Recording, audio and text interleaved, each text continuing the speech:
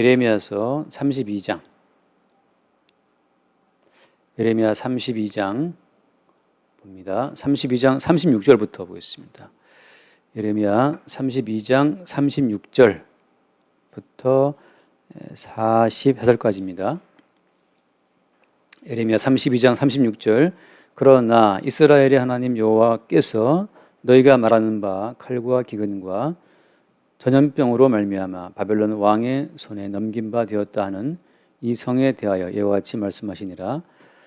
보라, 내가 노여움과 분함과 큰 분노로 그들을 쫓아 보내었던 모든 지방에서 그들을 모아들여 이곳으로 돌아오게 하여 안전히 살게 할 것이라. 그들은 내 백성이 되겠고 나는 그들의 하나님이 될 것이며 내가 그들에게 한 마음과 한 길을 주어 자기들과 자기 후손의 복을 위하여 항상 나를 경외하게 하고 내가 그들에게 복을 주기 위하여 그들을 떠나지 아니하리라 하는 영원한 언약을 그들에게 세우고 나를 경외함을 그들의 마음에 두어 나를 떠나지 않게 하고 내가 기쁨으로 그들에게 복을 주되 분명히 나의 마음과 정성을 다하여 그들을 이 땅에 심으리라. 여호와께서 이와 같이 말씀하시니라. 내가 이 백성에게 이 큰 재앙을 내린 것 같이 허락한 모든 복을 그들에게 내리리라. 여기까지 보겠습니다. 하나님께서 바벨론 왕을 끌어들여서 예루살렘을 파괴시키시는 그런 과정에서, 그런 지금 목전에서 이 말씀을 하고 있는 겁니다. 따라서 바벨론 왕을 끌어들여서 예루살렘을 파괴한다라고 하는 것은 하나님의 정말 어떤 섬세하신 언약의 결과입니다. 그것은 뭘 의미하는 겁니까? 그것은 인간 쪽에서 출발한 모든 노력과 헌신이라고 하는 것이 마지막은 멸망이라는 사실을 보여주는 거죠. 그러니까 쉽게 말하면 우리로부터 나온 모든 것들은 하나님 앞에 멸망의 대상일 뿐이라는 것을 말씀해 주고 있는 겁니다. 인간은 근원적으로 하나님 보시기에 그냥 멸망의 대상일 뿐이라는 사실을 이스라엘을 통해서 말씀하고 있는 거죠. 그러면 그런 과정을 통해서 하나님께서 말씀하고자 하시는 핵심은 뭔가? 그게 오늘 말씀 보면 나오지만 39절 말씀입니다. 39절에 보면 내가 그들에게 한 마음과 한 길을 주어, 이렇게 말씀하고 있죠. 그들에게 한 마음과 한 길을 주겠다. 자, 주님께서 우리에게 한 마음을 주시면 우리의 마음은 주님 주신 그 마음 앞에서 퇴출돼야 됩니다. 주님께서 새로운 길을 주시면 우리가 품었던 우리의 모든 길들은 그 앞에서 또 퇴출돼야 되는 겁니다. 그게 새 언약이에요. 그 뒤에 말씀도 나오죠. 40절 말씀, 40절에 내가 그들에게 복을 주기 위하여 선생님이 그 뒤에 이거 꺼도 될 것 같아요. 내가 그들에게 복을 주기 위하여 그들을 떠나지 아니하리라 하는 영원한 언약을 그들에게 세우고라고 말씀했잖아요. 영원한 언약을 그들에게 세우고 나를 경외함을 그들의 마음에 두겠다. 이것은 주를 경외한다고 하는 것은 주를 경외하는 그 마음 자체는 이게 주께로부터 우리에게 공급이 돼야 한다는 걸 말씀해 주고 있어요. 그러니까 주님께로부터 한 마음이 오지 않으면, 그래서 우리의 이 마음 자체, 우리 마음 자체가 그 앞에서 쫓겨나지 않으면 우리 마음 속에는 주를 경외하고 주를 사랑하는 마음 따위는 없는 겁니다. 그러니까 마음을 다하고 목숨을 다하고 힘을 다해 주를 사랑하라 말씀하시지만 우리 마음 속에는 마음을 다해 하나님을 사랑하는 그런 마음이 우리 마음 속에 있어요, 없어요? 없어요. 새 언약이 와야 비로소 우리는 그때 그걸 안다는 건 뭘 아는 거예요? 새 언약 앞에서? 아, 우리 마음 속에 하나님을 사랑함이 없구나, 이걸 아는 거죠. 지금까지도 자기의 마음으로 하나님을 사랑해 보겠다라고 생각하는 것은 엄청난 착각입니다. 뭔가 우리 마음의 희망을 가지고 우리 마음의 가능성을 염두에 두고 하나님을 기쁘시게 해야지, 하나님을 기쁘시게 할 만한 그런 마음은 우리 속에 없어요. 우리 안에 하나님을 기쁘시게 할 만한 것이 조금도 없다는 사실을 알 때, 그때 주께서 약속하신 그 주님 주시겠다는 그 한 마음, 주님이 세우시겠다는 그 새 언약의 복을 그때 우리가 볼 수 있는 겁니다. 그러니까 맨날 교회 나와서 우리는 뭘 듣고 배우는 거예요? 교회 나와서 매일 듣는 말씀은 하나님 앞에 우리는 하나님의 모든 말씀을 받아서 그대로 수용해서 순종할 만한 그런 그릇이 우리가 아니라는 사실을 그걸 매일 확인받는 거예요. 사람이 왜 인생이 괴롭습니까? 사람 인생이 괴로운 것은 뭔가 자기 마음속에 다른 꿍꿍이가 있기 때문에 괴로운 거예요. 뭔가 자기 마음속에 다른 꿈을 품고 있기 때문에 인생이 괴로운 겁니다. 아이들이 행복한 것은 아이들은 다른 계획, 다른 꿈 같은 것을 갖고 있지 않거든요. 어릴 때는. 그냥 젖달라고 우는 거고 그게 다죠. 근데 이제 클수록 우리가 이제 타인과의 비교를 통해 자꾸 마음속에 다른 꿈을 갖게 되고 심지어 뭐 보이지 앰비셔스 하면서 말이죠. 자꾸 어떤 사이로부터 그런 꿈을 강요받죠. 어릴 때부터 너 꿈이 뭐냐, 꿈이 뭐냐. 꿈 없다 그러면 꿈을 가져야지 말이지 하고 계속 그런 꿈을 주입받아요. 사람의 인생이 괴로운 것은 자기 마음속에 다른 꿈이 있기 때문에 그리고 그 꿈대로 이루어지지 않는 현실 때문에 항상 인생이 괴로운 거거든요. 그 연장선상에서 우리가 교회에 들어와서 예수 이름을 듣고 나서 하나님을 기쁘시게 하겠다라고 하는 야무진 꿈을 꾼단 말이죠. 왜 하나님을 기쁘시게 하겠다는 그 야무진 꿈을 왜 꾸는 겁니까? 하나님을 기쁘시게 해서 하나님으로부터 뭔가 약속된 신명기 약속하신 그 복종한 한 자에게 약속하신 그 축복을 받아내고 싶은 마음으로 기쁘시게 하려고 그러는 거죠. 그런데 그런 마음으로 그런 의도로 하나님께 접근을 했는데 결과는 뭐 결과는 바벨론 군대의 침공 앞에서 예루살렘 성전 박살나고 예루살렘 주민들 다 포로로 끌려가고 이스라엘 멸망입니다.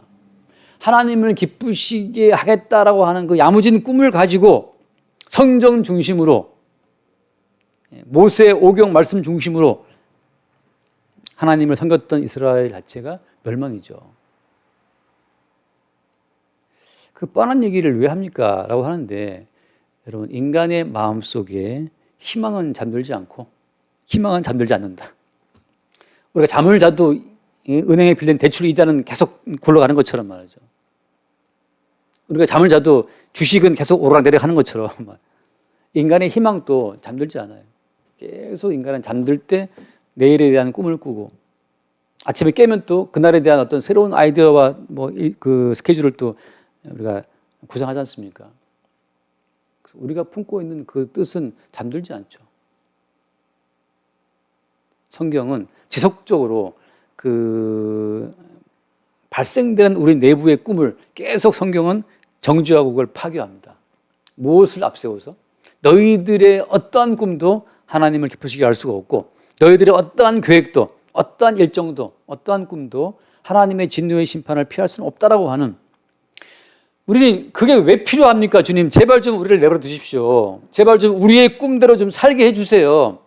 우리가 품은 꿈을 좀 들으시고 그걸 후원이나 좀 해주세요. 후원, 스폰서나 좀 해주시면 좋겠습니다. 우리는 기도한단 말이죠.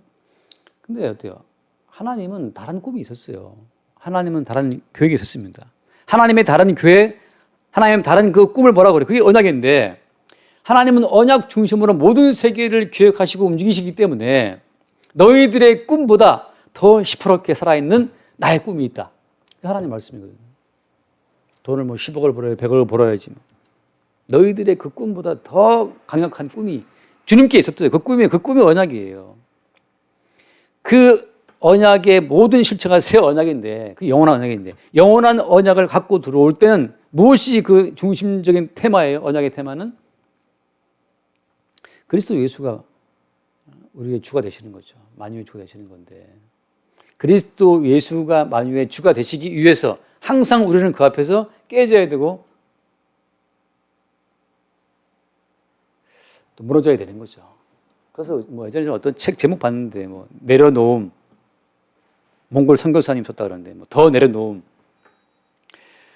그 내려놓기 경쟁하고 있는 겁니까? 뭐 그러면 뭐 저기 무소유를 말하는 사람들이나 더 내려놓자라고 말하는 거나 그건 뭐 차이점이 어디에 있어요?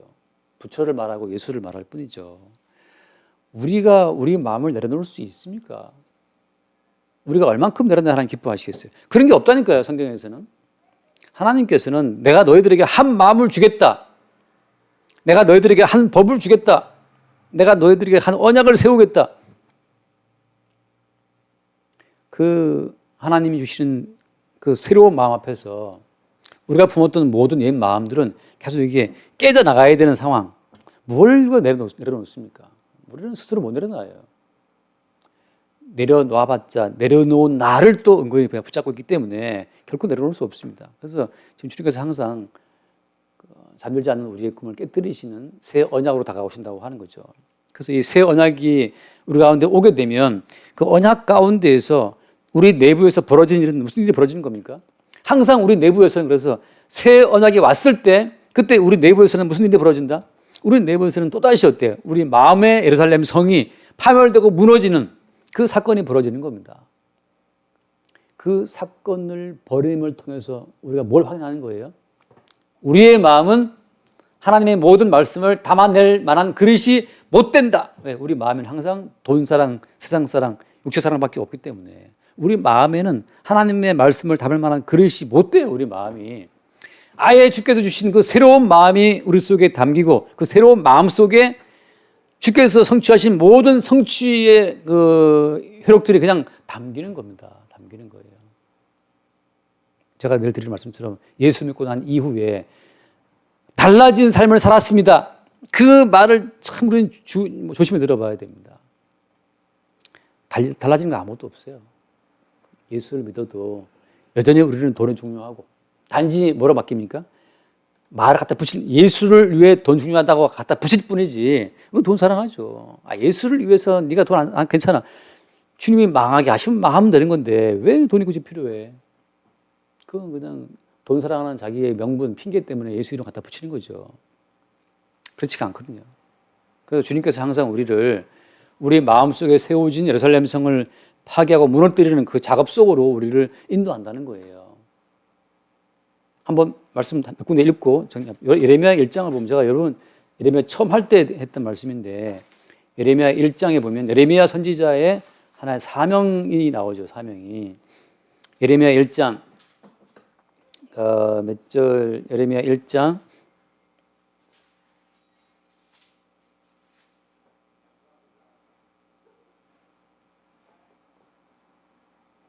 10절 말씀. 10절. 보라 내가 오늘 너를 여러 나라와 여러 왕국 위에 세워 내가 그것들을 뽑고 파괴하며 파멸하고 넘어뜨리며 건설하고 심게 하니라 하시니라. 이 선지자를 세우신 주님 하신 말씀이나 여러 나라와 여러 왕국 위에 너를 세워서 그것들을 뽑아버리겠다. 파멸에 넘어뜨리겠다. 그러고 나서 반전이죠. 건설하고 심게 하겠다. 이게 무슨 얘기입니까?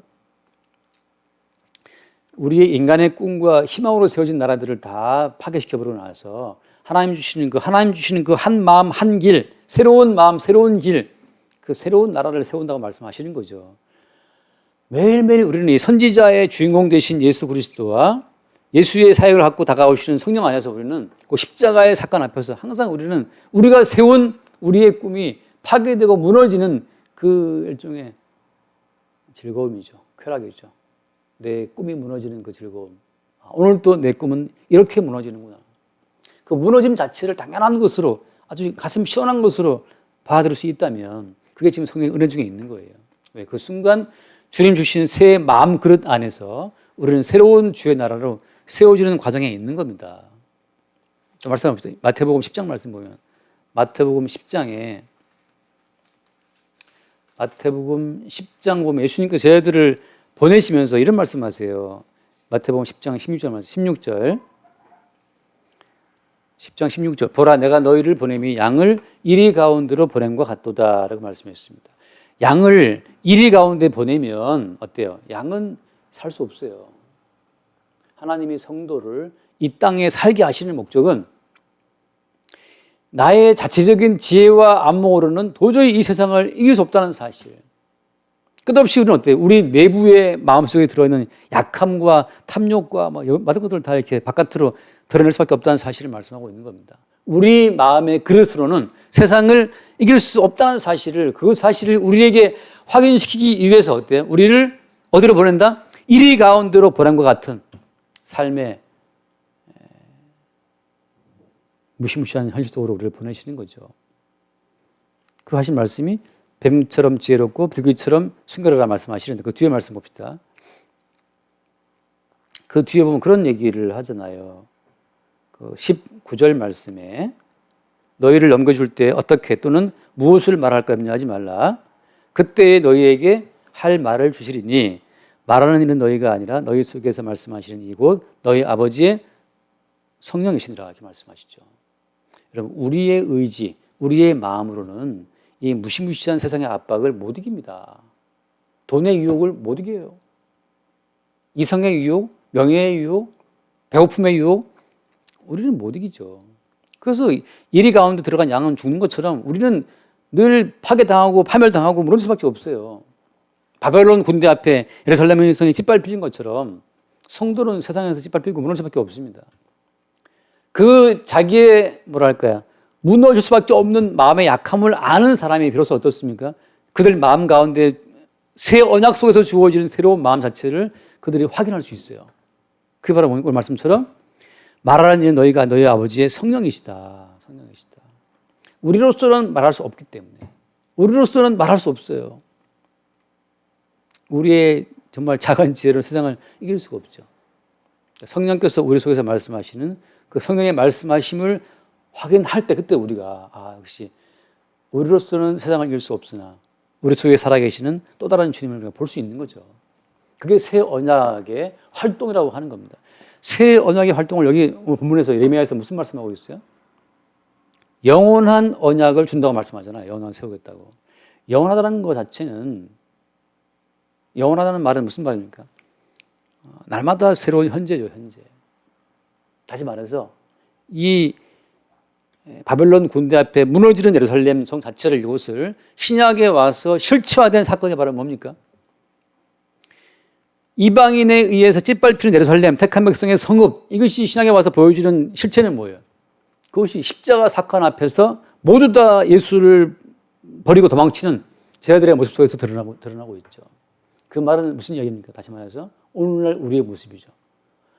우리로서는 매일매일 무너지고 매일매일 예수를 배반하고 매일매일 돈을 쫓아가고 명예를 추구하는 우리로서는 도저히 하나님 나라에 들어갈 수 없는 그 무너짐 자체를 경험하게 되는 그게 십자가의 사건을 매일 겪는 거예요. 그 사실을 인정하는 것이 어렵지 않잖아요.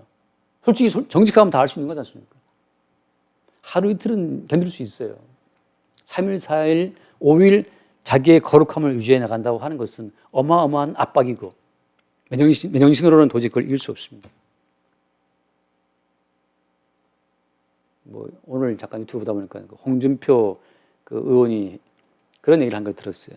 자기는 40년 동안 결혼하고 살면서 40년 살았나 아무튼 살면서 여자들을 똑바로 본 적이 없답니다.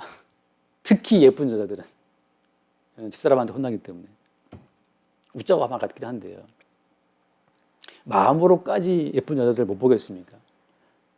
욥기에 나온 말씀처럼 자기의 눈과 언약을 세워서 얘는 안 맞다라고 말하는데 사람이 자기의 의로움을 하루 이틀 사흘 유지할 수 있을지 모르겠어요. 매일 무너지는 사건, 매일 십자가를 등지고 세상을 바라보는 우리의 실상을 인정하는 것은 어렵지가 않잖아요. 정직한 자는 자기의 가능성에 속아서 어둠 권세에 붙잡힌 사람의 입장에서는 계속 본인의 가능성을 믿고 주여라고 몸부림치겠지만 주님은 우리를 이리 가운데 보내서 그냥 우리를 무너지게 합니다.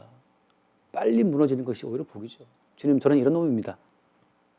그래서 주님께서 새 마음을 부으시고 새 언약을 세워서 그 새 언약의 주인공이신 예수님의 살과 피의 은총으로만 십자가에 대신 죽으신 그분의 희생으로만 그냥 우리를 인도에 가시겠다는데 그게 진짜 예루살렘의 실체라는데 그게 어렵단 말이죠. 지금까지도 우리가 성경을 볼 때마다 자기로서 자기 인생을 세워서 하나님 앞에 뭔가 기뻐할 만한 요소를 내보이겠다고 애쓰는 그 자체가 사실은 마귀의 미혹 가운데 미혹된 자들의 오히려 모습이라고 하는 거죠.